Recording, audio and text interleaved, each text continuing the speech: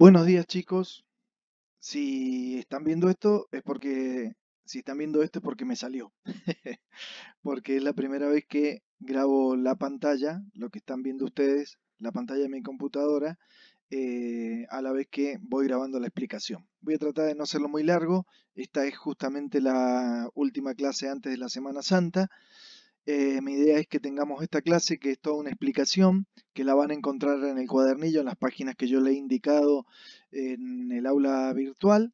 Luego les voy a proponer un trabajito práctico, pero que es bastante lúdico, digamos. No es que tengan que hacer una cosa muy extraña, ni estudiar, ni contestar preguntas, nada de eso, va a ser distinto. Y a continuación eh, bueno, voy a pasar a explicarles este tema, ¿no? Hemos visto la primera parte cuando hablábamos de la fe, cuando hablábamos del credo y cómo el credo estaba articulada esa oración, que es como un resumen básico de nuestra fe, está articulado alrededor de la Santísima Trinidad, ¿sí? La primera parte respecto a la persona divina del Padre, la segunda parte respecto a la encarnación de la segunda persona, es decir, el Hijo de Dios que se hace hombre, y la tercera parte a la acción del Espíritu Santo, tercera persona divina de la Santísima Trinidad, la acción en nuestras almas, la acción santificante y de guía de la Iglesia. Este año, ya habíamos dicho, nos vamos a centrar en la segunda parte del credo, creer en el Hijo de Dios, Jesucristo. Creo en Jesucristo, su único Hijo, nuestro Señor. Empiezan diciendo las primeras partes del credo. Pero, ¿cómo hacer para conocer verdaderamente a personas que han vivido tan lejanas en el tiempo, ¿no? Estamos hablando de personajes de hace 2000 años. Entonces, ¿cómo hacer para conocerlo? Bueno, como se hace con distintas personas que han vivido en el siglo contemporáneo de Jesús, por ejemplo, en el siglo I de nuestra era, también hay otros personajes famosos. Acá yo les he puesto algunos ejemplos de ellos. Por ejemplo, Heráclito era un filósofo griego. Filón de Alejandría es un historiador judío. De hecho, el mismo Filón de Alejandría conoce y tiene noticias de Jesús y ha escrito sobre Jesús en sus historias judías.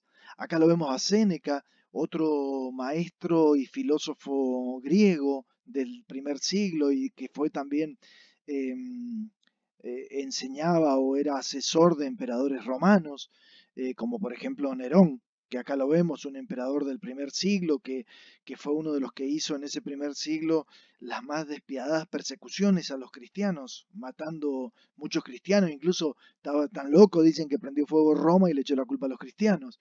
Acá arriba lo vemos a Judas el Galileo, que no es ni Judas Iscariote el que lo entregó a Jesús, tampoco es San Judas Tadeo, el otro apóstol de Jesús, sino que es un personaje que también lo nombra Filón de Alejandría, que era tipo guerrillero, podríamos decir, en esta época nuestra, o terrorista, ¿no?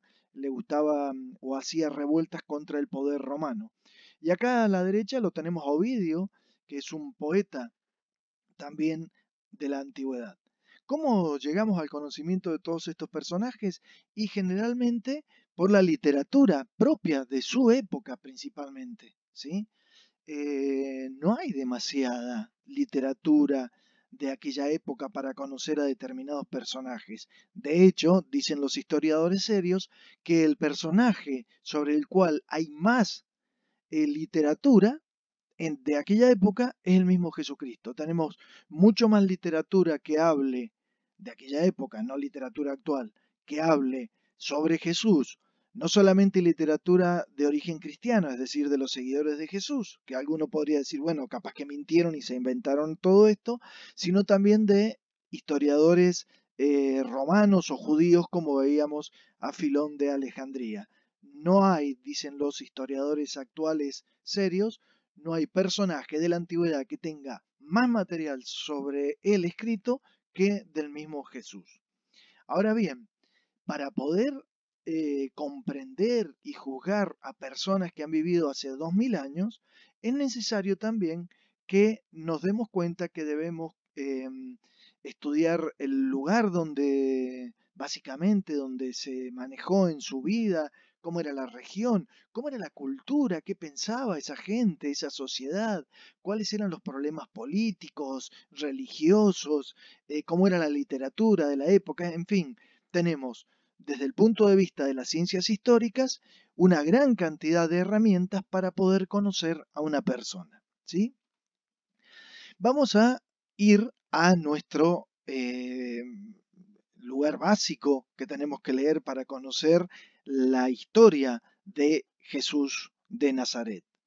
Vamos a leer en el Evangelio de Lucas, capítulo 3, cómo el historiador Lucas, que es el que se pone a escribir, si bien nosotros decimos el evangelista, Lucas se propone hacer, si ustedes leen el primer capítulo, el primer versículo del Evangelio de Lucas, yo tengo aquí en mi mano la Biblia y sería bueno que ustedes también la tuvieran a mano, como les he dicho en el aula virtual.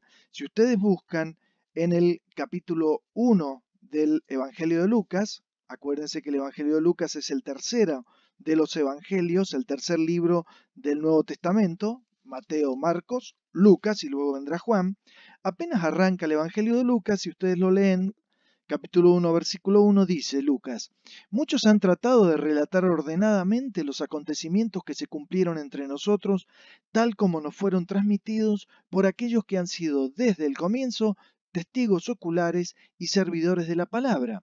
Por eso, después de informarme cuidadosamente de todo desde los orígenes, dice Lucas, yo también he decidido escribir para ti, excelentísimo Teófilo, un relato ordenado a fin de que conozcas bien la solidez de las enseñanzas que has recibido. Quiere decir que Lucas ha hecho toda una investigación, como haría un historiador de ahora, ha hecho toda una investigación de los sucesos y personajes, escuchando a aquellos que fueron testigos directos. Es decir, él no inventó nada, no escribió nada así de oído nada más, sino que fue y habló con los testigos directos. Más adelante, en esto que yo les estoy mostrando aquí, en Lucas 3, capítulo 3, versículos 1 y 2, vemos cómo Lucas cumple eso que ha dicho apenas arranca el Evangelio.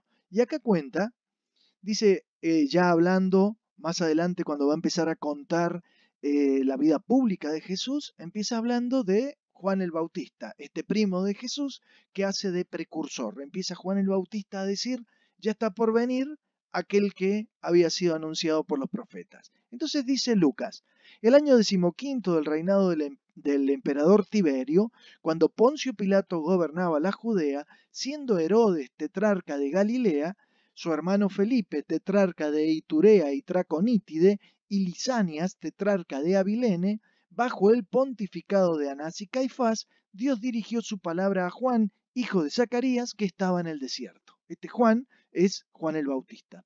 Pero fíjense, lo interesante de Lucas es cómo pone todo su relato en un contexto histórico con datos fidedignos que nosotros podemos ir y encontrar en otra bibliografía. ¿Sí? El emperador Tiberio efectivamente fue el segundo emperador del Imperio Romano desde el año 14 hasta el año 37. O sea que fíjense que cuando Jesús muere alrededor del año 30, 33, estamos hablando de que el emperador era Tiberio César. ¿Sí? Cuando nombra a Herodes y a su hermano Felipe, son los hijos de Herodes el Grande. Herodes el Grande va a ser, ya enseguida lo vamos a ver, el rey judío, que estaba obviamente bajo las órdenes del Imperio Romano, el rey judío que está cuando nace Jesús. Sus hijos, lamentablemente se ve que les gustaba ponerse los nombres de los padres, también se llamaban Herodes, hay tres Herodes más, pero el que nos interesa es este Herodes Antipas, que es el que reina cuando eh,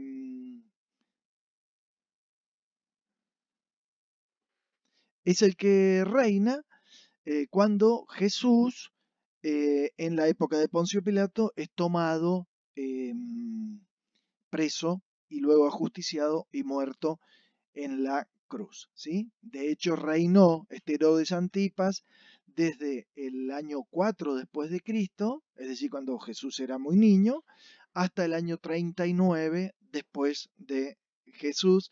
En realidad no muere reinando porque otro emperador posterior a Tiberio, que si no me equivoco es Calígula, lo manda exiliado, se ve que se cansa de él, lo manda exiliado a España. Continuamos.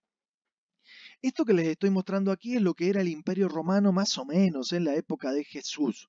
Fíjense cómo Roma había hecho un gran imperio que iba desde las Islas Británicas, acá al norte, todo lo que era Europa, desde la península ibérica, Francia, Italia, toda la parte del este con Grecia incluido, y se pasaba a todo lo que era Asia, Asia occidental, pegado todo alrededor de lo que es este gran mar que es el mar Mediterráneo, y todo el norte de África, ¿sí?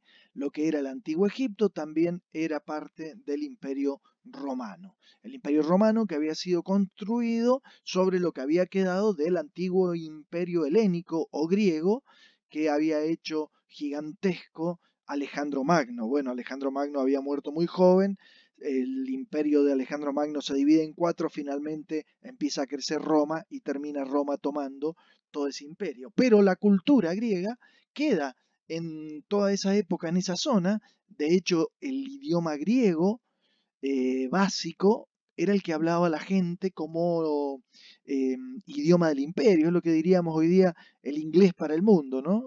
Como que el inglés es un idioma básico para todo el mundo. Bueno, en esa época se usaba el griego como un idioma básico, más allá de que el latín era la lengua de Roma, y en la zona donde vivía Jesús hablaban arameo o hebreo, ¿sí? Pero esto es básicamente, fíjense una cosa, en esta zona del círculo rojo es la zona en que vivió Jesús y pasó toda su vida. Jesús no salió de esa zona. Vamos a ver esta zona con más detalle. Acá son dos mapas de la misma zona.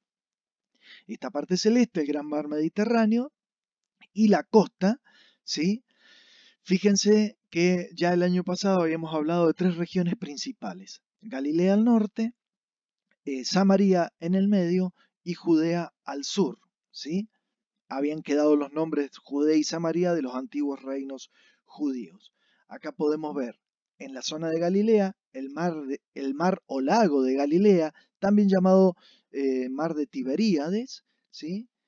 Porque había una ciudad, como ustedes pueden ver acá a la izquierda, una ciudad chiquita que se llamaba Tiberíades pegado al lago, ¿no?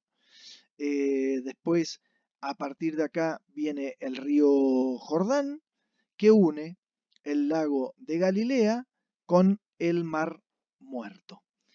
Vamos a ver el siguiente dibujo que está hecho en 3D de lo que es esta misma zona. Fíjense, toda acá en azul, el mar del Mediterráneo, allí ese pequeño laguito cuyos afluentes y efluentes dan agua a lo que sería el mar de Galilea.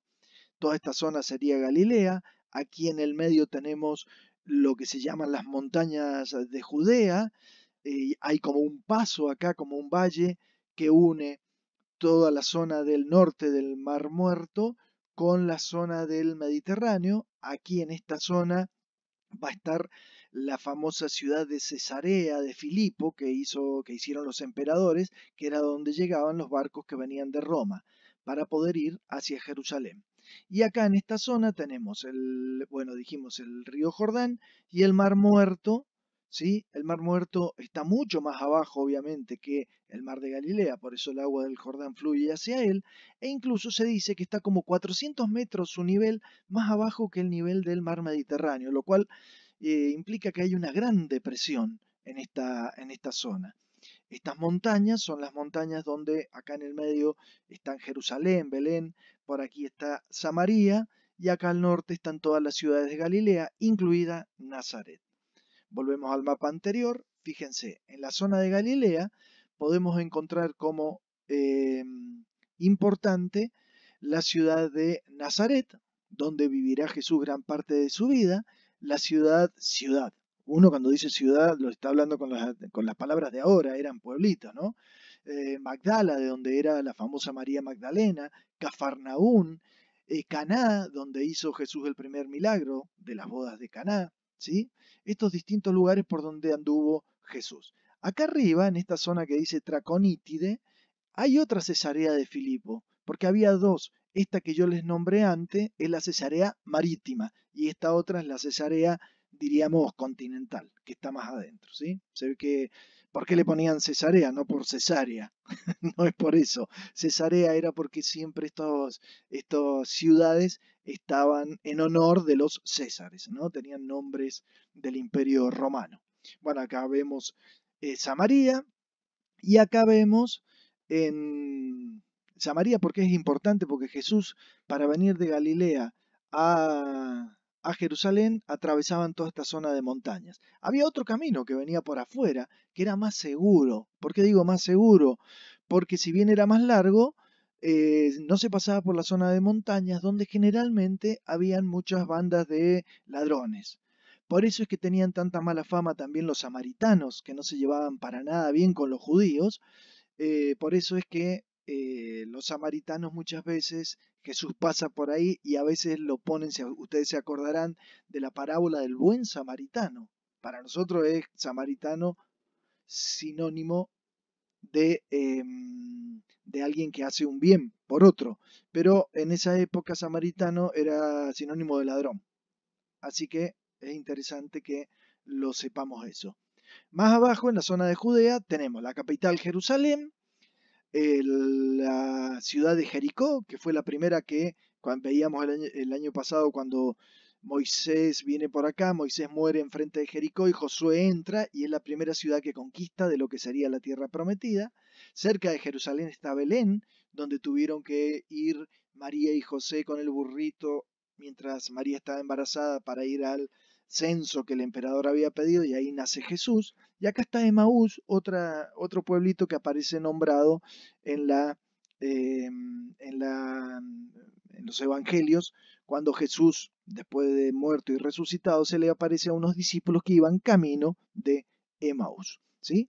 En el de la izquierda hay muchos más detalles, muchos más lugares. ¿Cuál me interesa que vean? Bueno, acá está también marca Betania. Betania era de donde era Lázaro, ¿se acuerdan? El que Jesús resucitó y hermano de Marta y María, amigos de Jesús. Y acá en el sur hay una zona que se llama Idumea, que es interesante conocerla porque en esa zona vivían algunos que eran como descendientes de los judíos, pero que los judíos tampoco los querían mucho, así como no querían a los samaritanos, no querían demasiado a los idumeos. ¿Por qué es interesante esto de Idumeo? Porque Herodes el Grande, el que vivía cuando Jesús nació, era de esa zona. Por eso tampoco los judíos lo querían demasiado.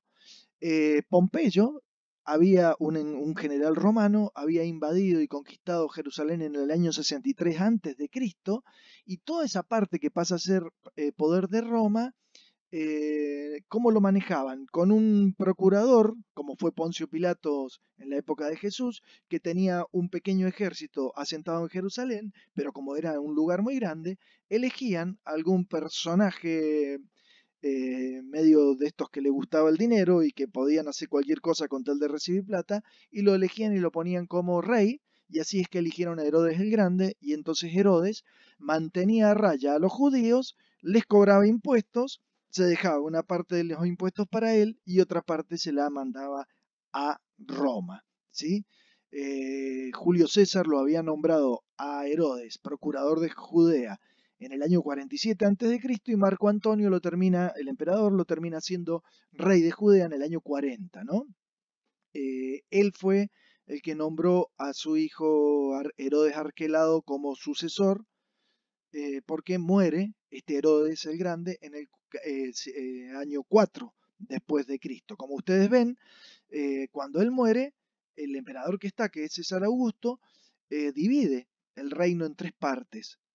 Judea, Galilea y Perea se lo da Antipas, a Filipo II le da Batanea, Gaulanítide, Traconítide y Auranítide, que están al norte, ¿no?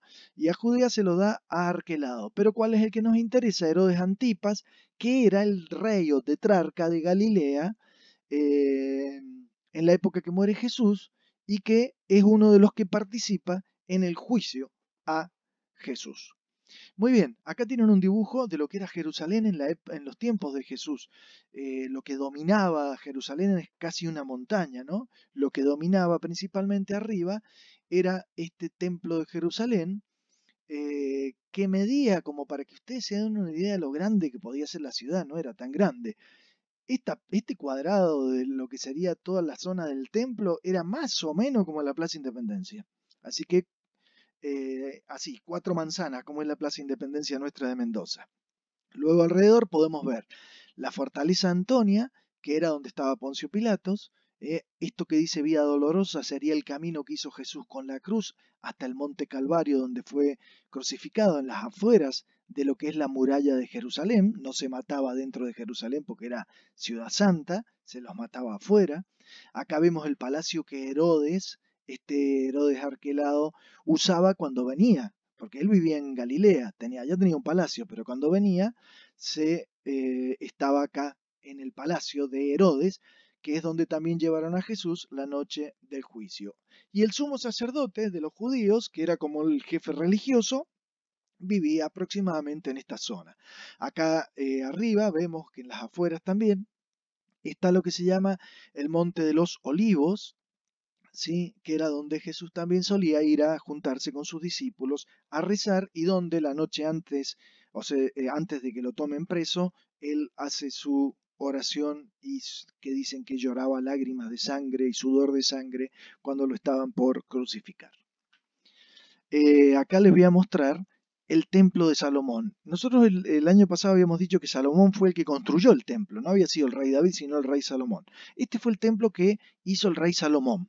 Pero ese templo fue destruido por los griegos, los romanos y demás, y Herodes el Grande lo reedificó y lo hizo más lindo. Porque Herodes, si bien cobraba muchos impuestos, también dicen que fue un gran constructor más allá de las maldades que hizo. Fíjense la diferencia entre el templo de Salomón que vemos acá a la izquierda y el templo de Herodes que vemos a la derecha. Lo hizo mucho más grande. Para que lo vean mejor, acá tienen una fantástica maqueta de Jerusalén. Fíjense toda esta parte de acá, cómo han hecho los barrios. Acá tienen la referencia de unas personitas que están paradas para que vean lo que es la maqueta, ¿no? Y esta es la parte del templo de Jerusalén donde vemos el Santo de los Santos, o Sancta Sanctorum, donde entraba solamente el sumo sacerdote. Acá adentro, en una época estuvo el Arca de la Alianza, después la habían perdido el Arca de la Alianza. Había un candelabro de siete velas. Bueno, allá adentro había un altar y ahí entraba solo el sumo sacerdote. En esta parte cuadrada de adelante entran solo el resto de los sacerdotes, donde se hacían los sacrificios de los animales. Y estas partes son como almacenes en donde estaban todos los que vendían animales y cambiaban dinero, ¿sí? Entonces, en esta parte es donde ocurre la famosa escena de que Jesús echa a los vendedores del templo. Sería en este patio. Las mujeres podían llegar hasta este patio, ¿sí? Hasta acá. Los hombres podían entrar hasta acá y los sumos sacerdotes podían entrar hasta acá. Así era la cosa en aquella época. Lo que queda hoy día del Templo de Jerusalén es el Muro de los Lamentos, el Cotel, que muchas veces los vemos y que muchos papas como Juan Pablo II, Benedicto XVI, Francisco han ido hasta este Muro de los Lamentos, y es muy común que los turistas, cuando no había coronavirus, fueran hasta el Templo de los Lamentos, hasta el Muro de los Lamentos, y ahí van también los judíos a rezar. Como estamos viendo, estos que tienen esos sombreritos blancos son judíos y estos otros seguramente son turistas. Porque iban y ven que tiene la mano levantada, porque en los huequitos de las piedras de lo que queda de esta pared, que no es del templo propiamente dicho, ya les voy a mostrar, en los huequitos meten papelitos con oraciones a Dios. Por eso se ve todo blanco acá, estos huequitos, ¿sí? Interesante. Esto es el Muro de los Lamentos, pero era la base, como si fueran los cimientos de lo que era el templo. El templo estaba acá arriba, el templo fue destruido por los romanos en el año 70 después de Cristo, y lo que hay hoy día acá no pertenece a los cristianos, tampoco pertenece a los judíos, sino que pertenece a los musulmanes. Sería muy difícil que pudieran reconstruir un templo los judíos, ya que deberían sacarle esta mezquita a los musulmanes, y ustedes saben que no se llevan muy bien. Sería bastante bravo ese tema. Pero así está, digamos, hoy día Jerusalén en la parte vieja que se dice de la ciudad. ¿Sí? Muy bien, rápidamente vamos a ver quiénes eran los que participaban en la sociedad de aquella época. Religiosamente, lo más alto para los judíos de aquella época era el Sanedrín, que era una especie de consejo de anciano con 71 miembros.